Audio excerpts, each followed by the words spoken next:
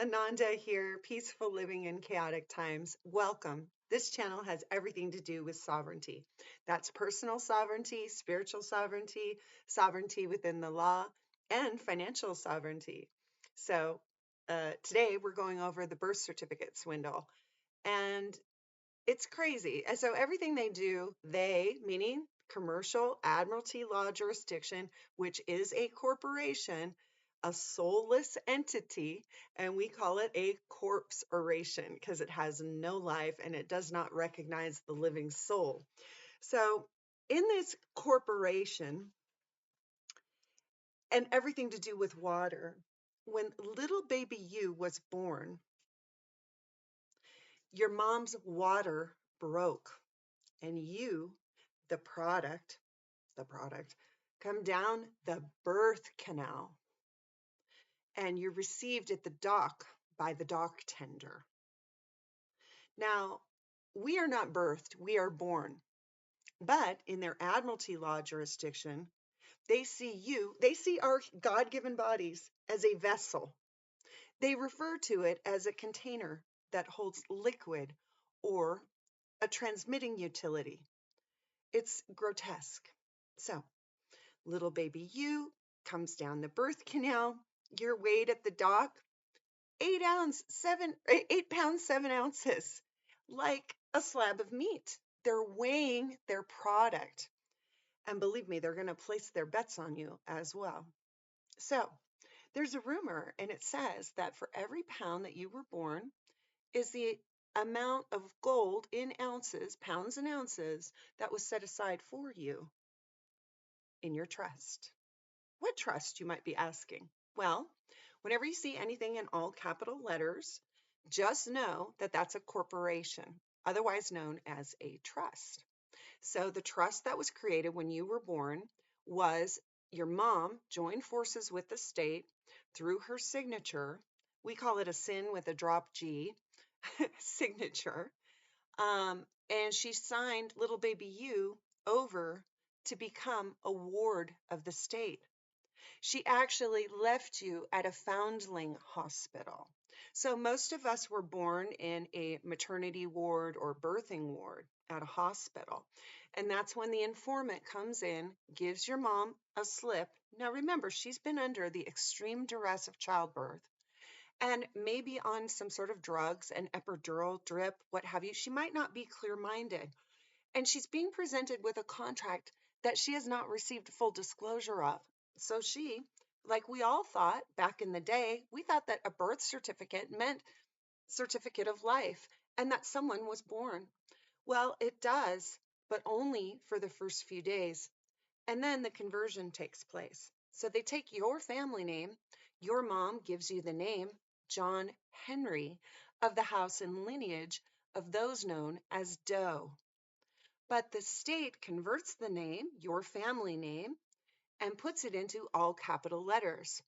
That all capital letters name is your straw man, otherwise known as a vessel. So what have they done there?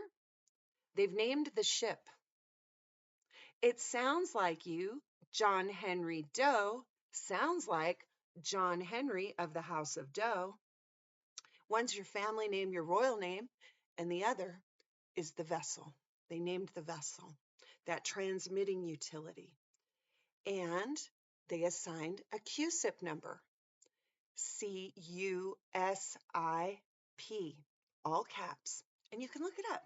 That's a little homework for you, the CUSIP number. Um, that CUSIP number is a direct link to the bank account that was set up for your benefit. You were to be the beneficiary of the trust that sounds like your family name. But a swindle took place. And now those that are claiming to be the beneficiaries are many of the players in the corporation. And they try to get us to believe that we're not a beneficiary, that we're a trustee or a defendant. But if you start to learn the foundation of trust, you'll start to learn that you were supposed to be a beneficiary of said trust.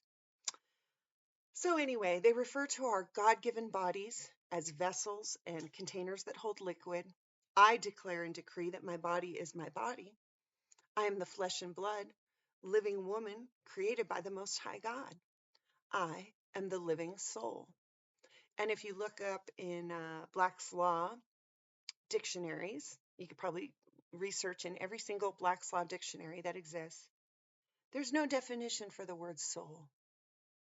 So they don't recognize the living soul or the living being. And now you're considered to be after you're born and then they do the birth certificate conversion into the all caps name. They, meaning the state, whenever I say they, I'm referring to the corporate um, conglomerate, and they declare you to be dead, lost at sea. And the only way they can do this is through the placenta. So the mother, after you're born, the placenta comes out and it actually has a pulse and it's pulsating. And then eventually, as it's sitting on the table, that pulse dies down and dies. So, in a way, it's your twin that didn't make it. And they declare you to be dead, lost at sea. And this is how they get away with it. So, what's really happening here is that birth certificate is actually a death certificate. See if you can really get the synapses to connect here. The birth certificate, where we all have been led to believe that that was a certificate of being born, a flesh and blood, living soul with a gender not assigned. You're not assigned a gender. You are. You're either born male or female. And in some specific cases, maybe there's a little XY chromosome um, mix up. But that would be defined, and that's okay. But as a side note, it's important to not identify as anything other than male or female, because if you do and you declare yourself to be a person, a resident, a citizen, you end up putting yourself under the commercial jurisdiction and you've accidentally given away your rights. So that's a trick. And please be aware, okay? So, anyway, so this all happened. And now here we are. We're said to be dead, lost at sea. And that's until we come back and claim our minor estate. And so I believe they say after 7 years, it's said to be abandoned property, so they can do with it what they will. So then the securities exchanges start happening. Those securities exchanges start happening by way of the QSIP number, the Social Security number, and any subsidiary corporations that were created underneath those numbers, and once again, your signature. So we accidentally consented to things that we didn't realize, but that's only because we didn't have full disclosure. But now, upon education and understanding, we're getting to learn what is going on here. So those securities exchanges that are happening, done through our signature, are many of the securities you'll be seeing traded on the stock market. We're the stock. We're the stock. And that's why I said they were placing their bets to see how little baby you was going to do in this game of life. So let's talk about the birth certificate. The birth certificate is a license to engage in commerce. I'm going to say it again. The license, or excuse me, the birth certificate is a license to engage in commerce. So I want you to think about it like this. In the game of Monopoly, what's the first thing you do? You get your game piece. You're either the old shoe or the vintage car or the thimble, and you go around the playing board. And the playing board, there's all sorts of things you can do. You can buy property, you have to pay rent, you can pass go and collect money, you can go to jail, go directly to jail. And sometimes you have a lucky break, bank error in your favor, right? Or your get out of jail free card. This is the game of life. They're telling you what they're doing through this game, this board game called Monopoly, where it's fake paper money, right? But let's look at the birth certificate. The birth certificate is the game piece. And this game can only be played by your participation. So you can take that game piece and go around the playing board. Same with in life. That birth certificate is your game piece. It's your license to engage in commerce, but it can only be used through your participation, meaning every time you sign, you're pushing your game piece around the playing board. But sadly, the powers that want to be have gotten us to believe that we are debtors, that we are wards of the state, that we need representation to represent ourselves because we're imbeciles. We're just the straw man. We don't have a brain. We don't know how to speak. So I declare and decree through the power invested in me through my creator God that I am sovereign. I am a child of God. And I'm not an imbecile. I'm not a lunatic. As the courts, the courtrooms, the corporate courts would try to get me to believe. But what a brilliant scheme. What a brilliant plan. Because let's look at the way the trust is set up. That trust, there's a grantor. That's the creator. Who created it? The state. Yeah, the state along with your mom. But your mom doesn't know anything about it. So it's the state and they know what's up. So as the grantor, they get to give the directives of the trust and they appoint trustees. We don't know who those trustees are, but we can assume that trustees have been appointed for our benefit. Well, one of the obligations of the trustee is to protect and defend the trust. So if these trustees, the judges, the clerks of the court, if they're righteous trustees, they're going to make sure that we know who we are before they're going to give away the keys to the kingdom. So they will test us and they will ask us, do you know who you are? They want to know if you know who you are. So if you walk into one of their courtrooms, they're going to assume right off the bat that you don't know who you are, because a child of God would never set foot into Satan's den or the Admiralty Law foreign jurisdiction.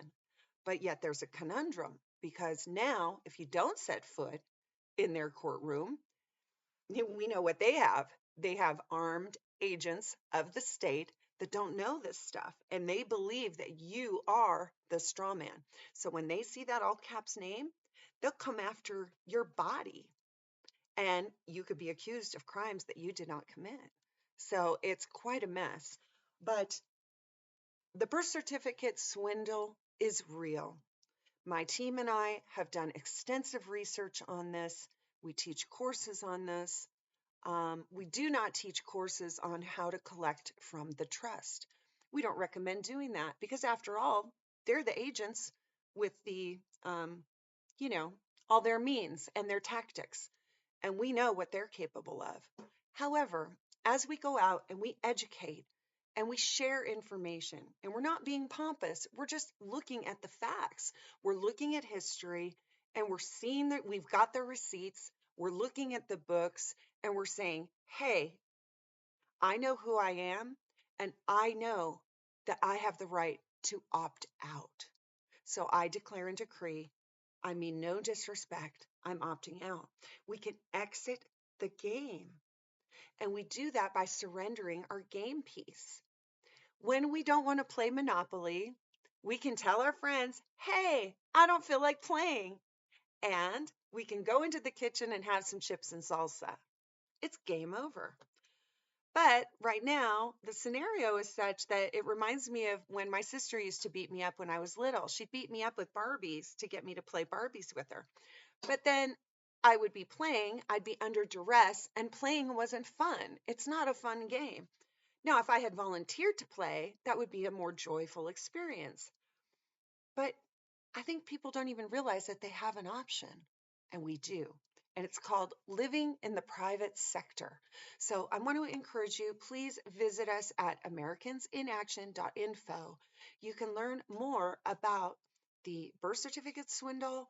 You can learn about the civil peace flag. You can learn about the difference between legal versus lawful. And we, of course, encourage you to sign up for classes because knowledge is power. And we hope and pray and see the vision for the new earth, and that is power to the people. I love you. God bless you. Stay tuned for more.